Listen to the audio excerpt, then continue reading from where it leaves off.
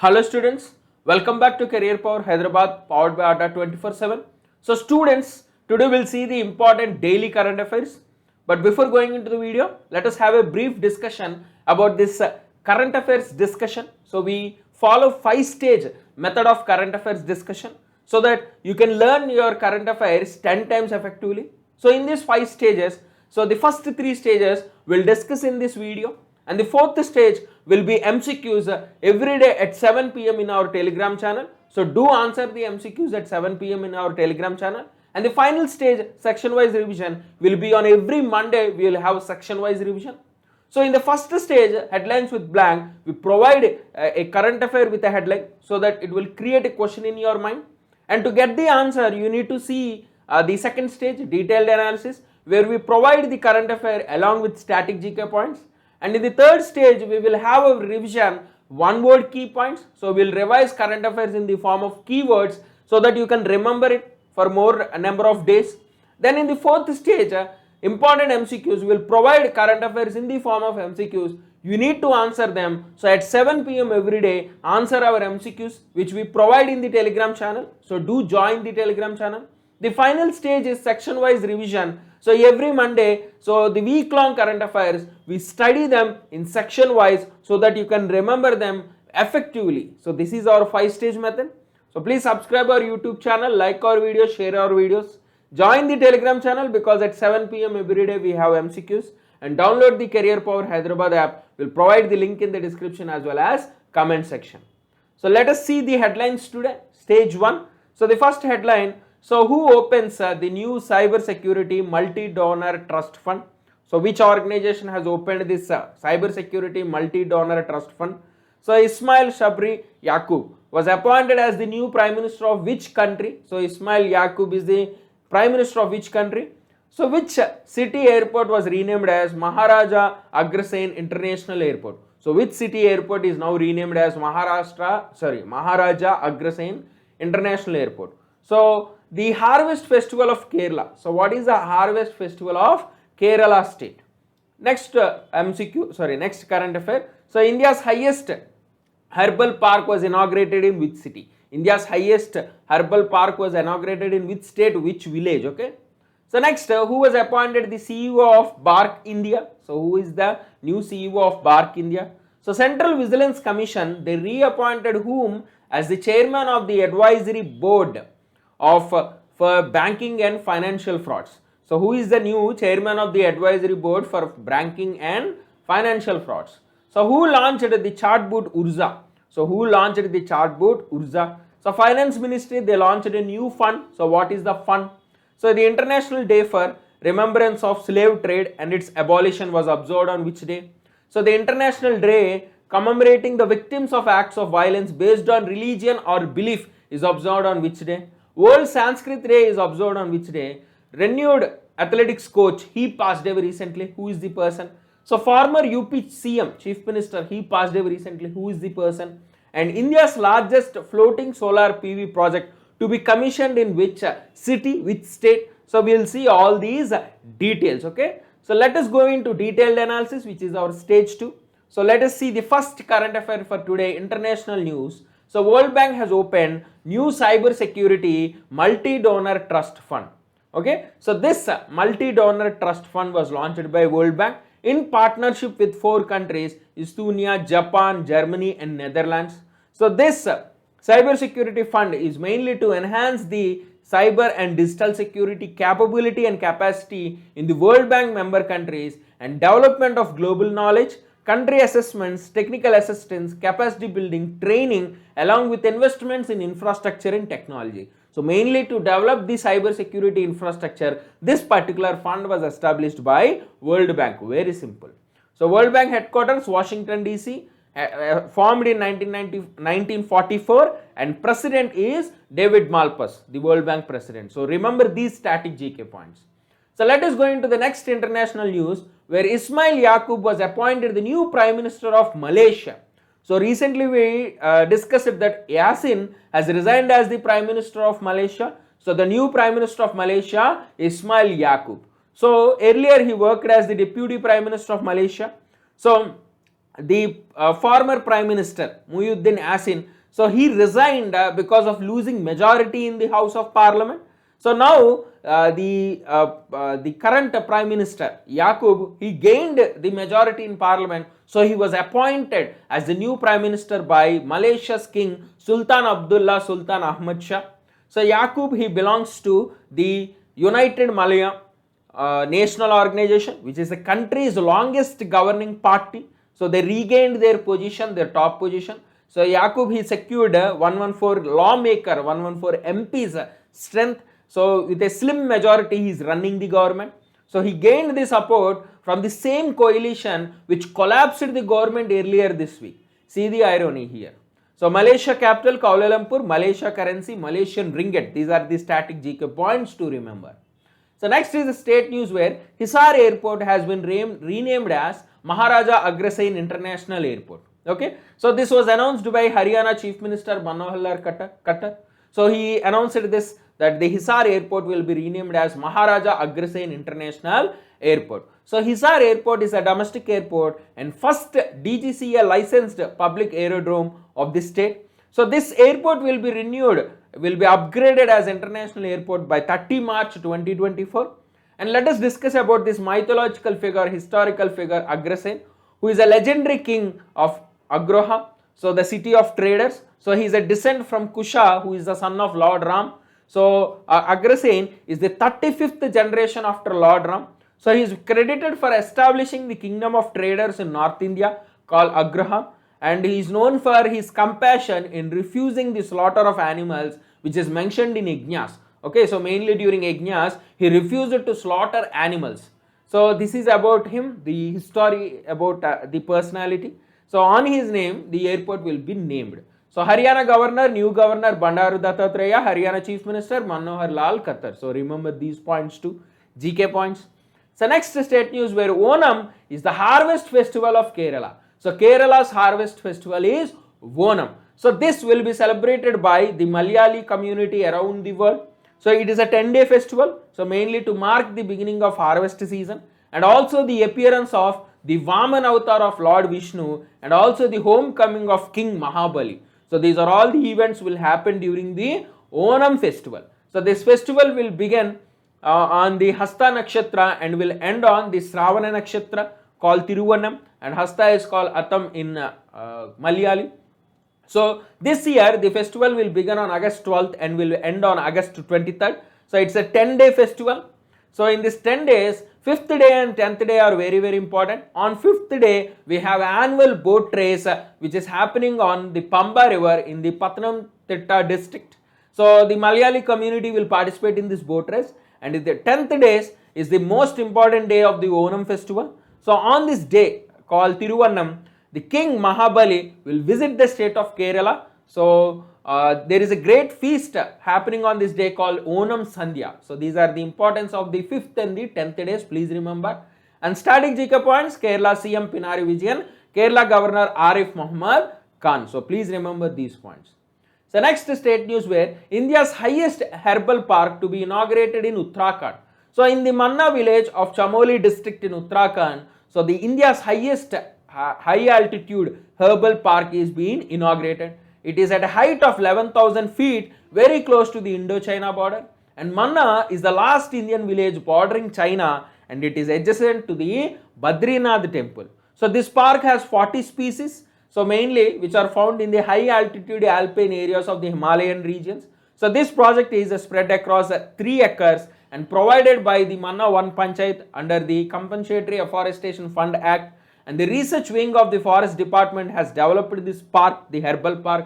So most of the 40 species are included in the red list of IUCN and endangered and threatened list in the state biodiversity board.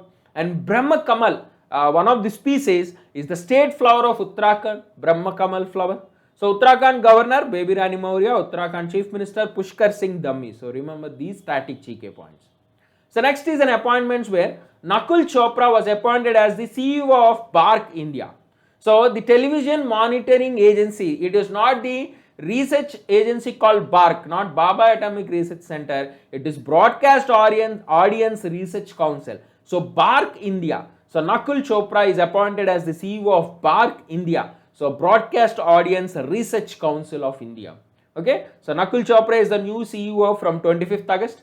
So this announcement comes as Sunil Lula, so who decided to resign from the post of CEO to pursue his entrepreneur ambitions. So now Nakul Chopra will be the new CEO. So Chopra, he joined BARC India in way back in 2016 and he was the chairman during 2018-19, and in January 2020 he was appointed the member of the oversight committee. Now he is the CEO of the BARC India. Okay, so BARC India is a strategical and measurement science company. So mainly they provide these estimates of what India watches to the broadcasters, to the advertisers and to the advertising agencies.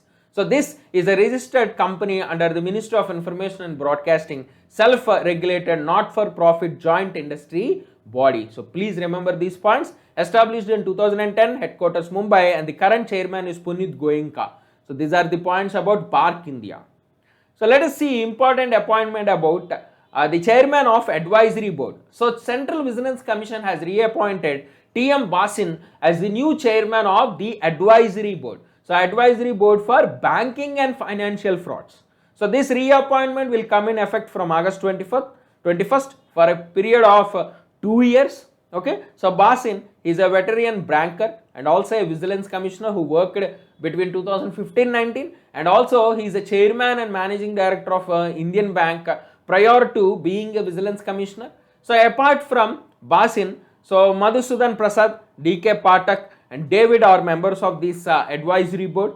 So this advisory board, okay, was constituted by the Central Vigilance Commission to examine the bank frauds over 50 crores and recommend actions. So it is headquartered in Delhi, and RBI will provide the necessary services, logistics, analytics support to the advisory board. So this 4-member board will be confined to cases which are involving the level of officers above general managers in the public sector banks respected to the allegations of fraud. So wherever there is a fraud above 50 crores, this board will advise the recommendations. Okay, so lenders can refer the cases frauds above 50 crore to this board, and board will provide the recommendation or advice, and the bank will do the necessary actions. So CBI can also transfer some cases to them in order to know the details about the bank, technicalities related to bank. So they periodically will carry out fraud analysis, and they'll provide inputs for policy formulation related to fraud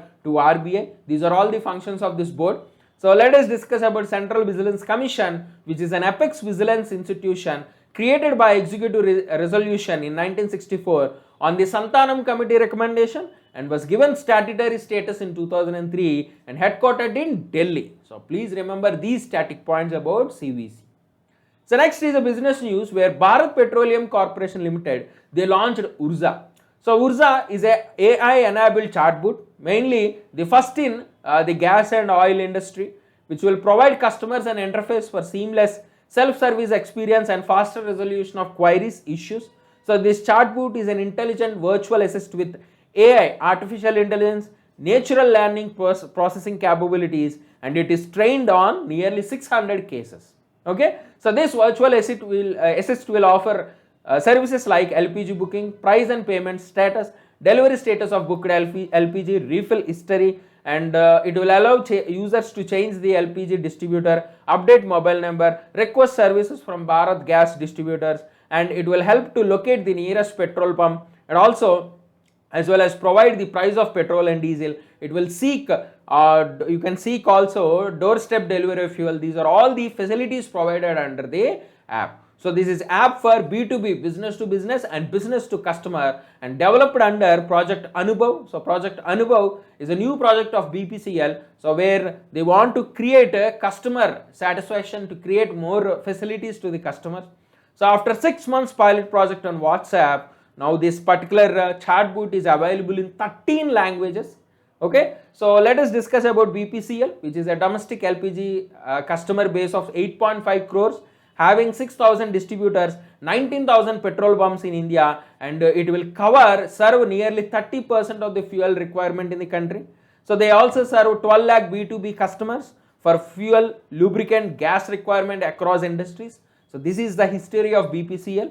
BPCL headquarters Mumbai, established in 1952. So do remember all these points. Let us go into schemes. A new fund was launched by Finance Ministry. Union Finance Minister Nirmala Sitharaman has launched this particular fund called Ubburti Sitare Fund. So mainly for export oriented firms and startups, and this fund was launched at Lucknow. So this fund aims at funding for the promotion of micro, small, medium industries, and the fund was set up by Exim Bank and Small Industries Development Bank of India (SIDBI).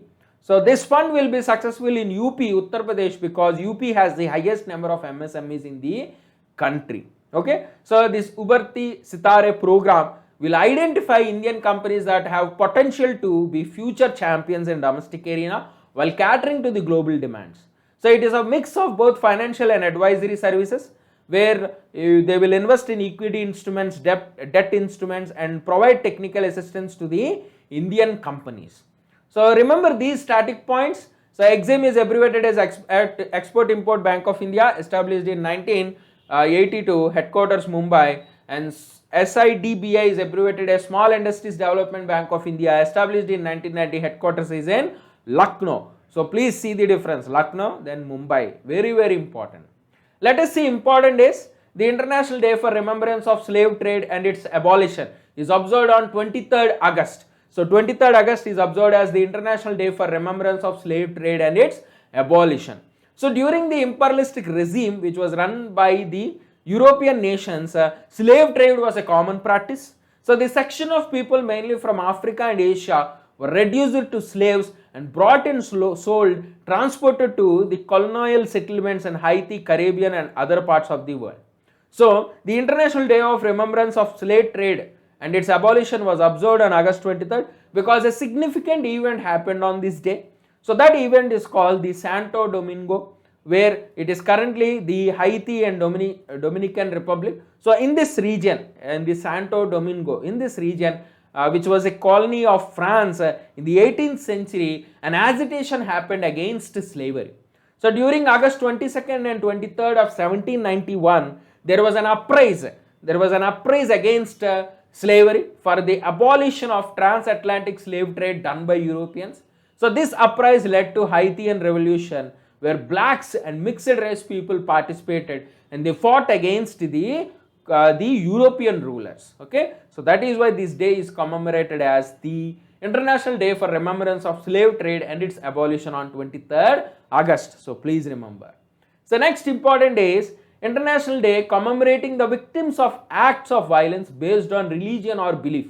So it is observed on 22nd August. So the International Day commemorating the victims of acts of violence based on religion or belief is observed on 22nd August, which emphasizes the significance of aiding victims of religious persecution and UN efforts to promote the human rights.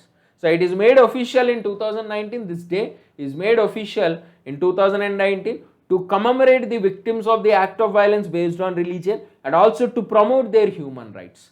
So this day was observed after the demolition, the attacks on mosques in New Zealand and churches in Sri Lanka. So in 2019, if you observe, there was attack on mosque in New Zealand and also attack on churches in Sri Lanka. So this day was launched by the United Nations organization, mainly to remember the victims and survivors of these evil acts and to spread awareness to achieve justice for the survivors of the past abuses by holding the perpetrators accountable and to demonstrate the government that action must be taken, a strict action must be taken to see that never again these activities will happen. So this is about the importance of the day. Okay, so please remember. Next is World Sanskrit Day, observed on 22nd August, also called Sanskrit Divas, which is celebrated every year on Shravan Purnima or the Purnima day in the Shravan month of Hindu calendar, which is also celebrated as Raksha Bandhan. So Shravan Purnima is celebrated as Raksha Bandhan. So this year, August 22nd is the Sanskrit Day, the Raksha Bandhan Day. So this day commemorates the ancient Indian language of Sanskrit and to promote its revival and maintenance. Sanskrit belongs to Indo-European group of languages. Sanskrit is often called the language of gods and it is made up of two words, Sam and Krita. So Sam means together, Krita means made, formed or work. So together we call it well formed or perfected. So Sanskrit, Sam and Skrita, so Sanskrit. Okay. So next is a renewed athletics coach who is the coach of PT Usha, Om Nambayar. So he passed away recently. So Om Nambayar, the coach of PT Usha, he passed away in Kozhikode due to age related issues. He was 89. So Nambayar was one of the first Dronacharya award recipient and also this year Padma Shri award recipient. So Nambayar, so he coached PT Usha, who is the first Indian sportsman to enter Olympics final at the age of 20 years itself. So Nambayar spotted Usha earlier in 1976 and he began her coaching at the Kannur Sports Division. So under his guidance, Usha started winning medals at the Asian levels, and also his best move was making the sprinter move to 400-meter hurdles before the 1984 Los Angeles Olympics. So PT Usha was very she was very much trained under the guidance of Nambayar. So Om Nambayar is the trainer of PT Usha. So he passed away recently, a very great loss to the sports fraternity. So please remember. So next is about former Chief Minister of Uttar Pradesh, Kalyan Singh. So Kalyan Singh was twice Chief Minister of Uttar Pradesh between 1991, 1992 and 1997 and 1999. He was also the Governor of Rajasthan in 2010. So Kalyan Singh passed away. So Kalyan Singh, if you see his childhood, so he is a Rashtriya Swayam Sevak Sangh volunteer before joining politics. So he belongs to Aligarh, a small time wrestler in the Aligarh town. So Kalyan Singh, after completing education, he joined as a teacher before joining politics. So he is popularly called Bapuji, so prominent face of BJP and also very popular for the Ram Temple movement. So during his tenure, Babri Masjid demolition happened in Ayodhya. He was also accused of being involved in the Babri Masjid demolition case along with Lal Krishna Advani. So later on he was acquitted by the court that he is not part of this demolition. So he has very strong influence in the western region of UP state. So Kalyan Singh, so he passed away recently. So the last current affair for today, India's largest floating solar PV project was commissioned in Andhra Pradesh. So it's a 25 megawatt project. So mainly launched in the Simhadri Thermal Power Station in Visakhapatnam, Andhra Pradesh. So this is the floating power project. This is a real picture. So background you can see the thermal power project called the Simhadri Thermal Power Project in Visakhapatnam, Andhra Pradesh. So it covers nearly 75 acres of the reservoir area. So every thermal power plant will have a reservoir. They need water for the power plant. So on this water reservoir, so solar panels, nearly 1 lakh solar panels were installed, which is providing nearly 25 megawatt power. So this solar plant will light nearly 7,000 households and it will reduce 46,000 tons of CO2 emissions and will save nearly 1,364 million liters of water and will support 6,700 houses in the area. Okay, so please remember, solar power plant in Visakhapatnam by NTPC. NTPC established 1975. Headquarters is in New Delhi. So let us go into stage 3 one-word key points. Quickly we'll revise all the one-word key points. So World Bank has launched a new cyber security multi-donor trust fund. Ismail Yaqub is the new Prime Minister of Malaysia. Hisar Airport is renamed as Maharaja Agrasen International Airport. Onam is the harvest festival of Kerala. India's highest herbal park is present in Uttarakhand, Manna village. And the new CEO of BARC India is Nakul Chopra. And TM Basin is the chairman of advisory board for banking and financial frauds. BPCL, Bharat Petroleum, has launched Chatbot Urza. So Finance Ministry has launched a new fund, Ubarti Sitare Fund. So International Day for Remembrance of Slave Trade and its abolition is observed on 23rd August. International Day commemorating the victims of acts of violence based on religion is observed on 22nd August. World Sanskrit Day is observed on 22nd August. Renewed athletics coach who passed away recently is Om Nambayar. And former UP CM who passed away recently is Kalyan Singh. And finally, India's largest floating solar power project is present in Andhra Pradesh, Visakhapatnam city. So please remember all these keywords, and at 7 p.m. we have MCQs. So please join the Telegram channel and answer the MCQs. So this way you can learn current affairs very effectively. So please subscribe our YouTube channel, like our videos, share our videos, and join the Telegram channel I will provide the link in the description as well as comment section, and download the Career Power Hyderabad app. We'll provide the link in the description as well as comment section. We currently provide coaching for Bank SSC RRB as well as for SI Constable. So thank you students. We'll meet in the next session.